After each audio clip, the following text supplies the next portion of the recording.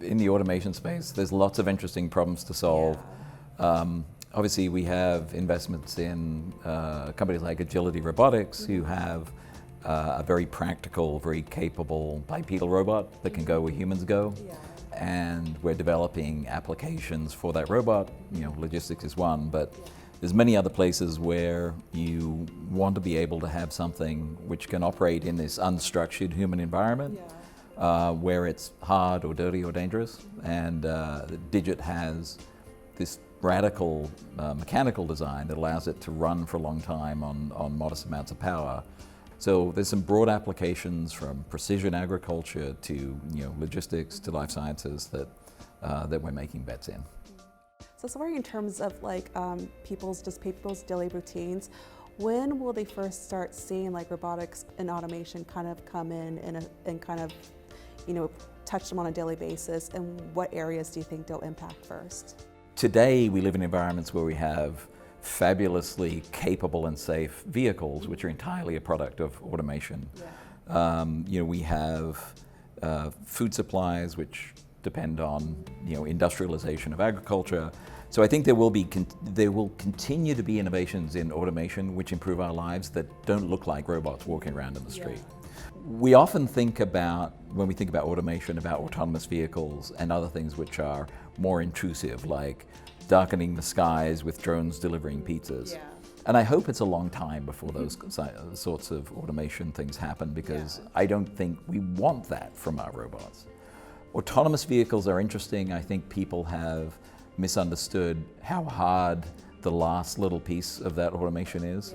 And I think it's going to take many years and many billions of dollars for that technology to converge.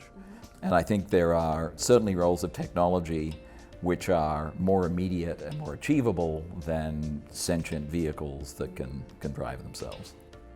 What is the most exciting, the most compelling category of robotics right now when you're kind of honing in on one? Well, so one area that hasn't had an industrial revolution yet is life sciences.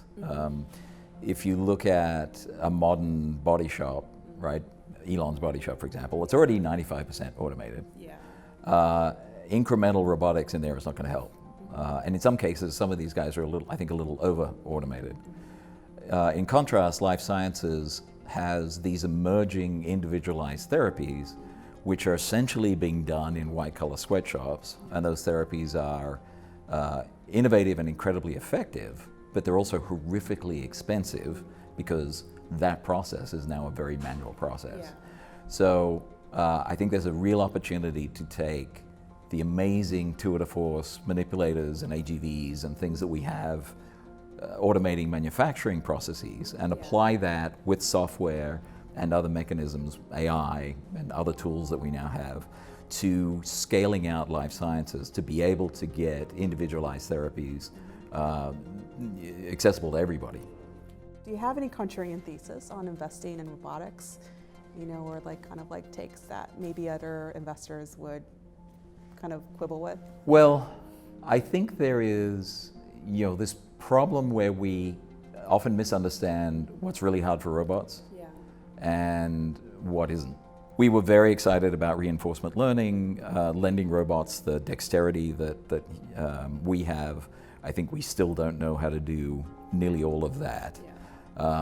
So we try and look at the problems which really are solvable, which either people don't realize are problems or just overlook because they think the robot can do it already.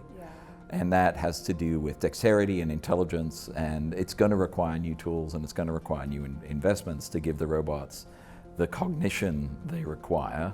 When we look at a Agility Digit or a Boston Dynamics Atlas, because it looks like us and because it moves like us, we think it thinks like us, and it's dumb as a bag of nails, and we have a big gap to fill there. Hey, thank you so much for taking the time to talk to us. A pleasure.